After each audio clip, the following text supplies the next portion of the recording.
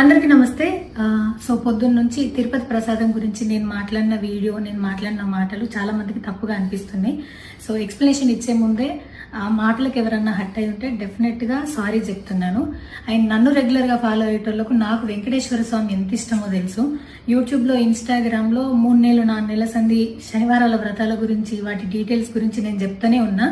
అవేవి దేని గురించి ఎవరు మాట్లాడుకోలేరు. అన్ఫార్చునేట్లీ దీని గురించి మాట్లాడిండ్రు. ఏదైనా సరే తప్పు జరిగింది నా సైడ్ నుంచి. నా మాటలు తప్పుగా ఉన్నాయి తప్పితే నా ఇంటెన్షన్ అది కాదు.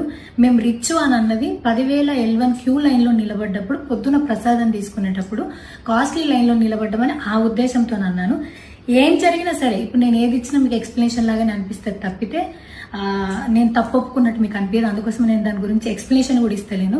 తప్పైతే నా సైడ్ నుంచి జరిగింది అండ్ నా తమ్ముడు సోను తరపున నుంచి కూడా జరిగింది. తను అవైలబుల్లో లేడు. తన తరపున, నా తరపున అందరికీ సారీ చెప్తున్నా. సో నా ఇంట్లో వెంకటేశ్వర స్వామి, నా చేతి మీద వెంకటేశ్వర స్వామి, అన్నిటికన్నా ముఖ్యంగా జీవితంలో నాకు అత్యంత విలువైంది నా బిడ్డ. నా బిడ్డను కూడా వెంకటేశ్వర స్వామి ఇచ్చిండు. నేను ఆయన గురించి తప్పుగా ఎట్లా మాట్లాడతా? అస్సలు ఆయన గురించి తప్పుగా మాట్లాడా. ఆయన గురించే కాదు, నన్ను రెగ్యులర్గా ఫాలో అయ్యేటోళ్లకు నేను అన్ని మతాల దేవులను మొక్కుతా, అందరి దేవులను మొక్కుతా. అందులో వెంకటేశ్వర స్వామి నా జీవితాన్ని మార్చిండు. ఈ రోజు నేను అనుభవించే ఏది కూడా ఆయన దయలేకపోతే కాదు. అట్లాంటిది ఆయన గురించి నేను ఎందుకు మాట్లాడతా? అయినా సరే తెలుసో తెలకో పొరపాటు మాటలైతే నా నోటి నుంచి, మా తమ్ముడు నోటి నుంచి వచ్చినాయి. దానికి డెఫినెట్గా సారీ అడుగుతున్నా.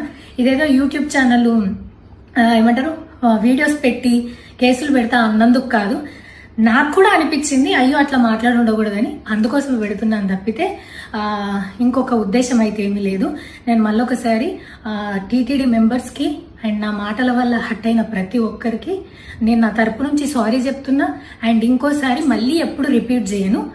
సో నా సారీని యాక్సెప్ట్ చేయండి. నన్ను రెగ్యులర్గా ఫాలో అయ్యేటోళ్లకు నాకు వెంకటేశ్వర స్వామి అంటే ఎంత ఇష్టమో తెలుసు కాబట్టి వాళ్ళందరూ నన్ను నమ్ముతున్నారని కోరుకుంటున్నా.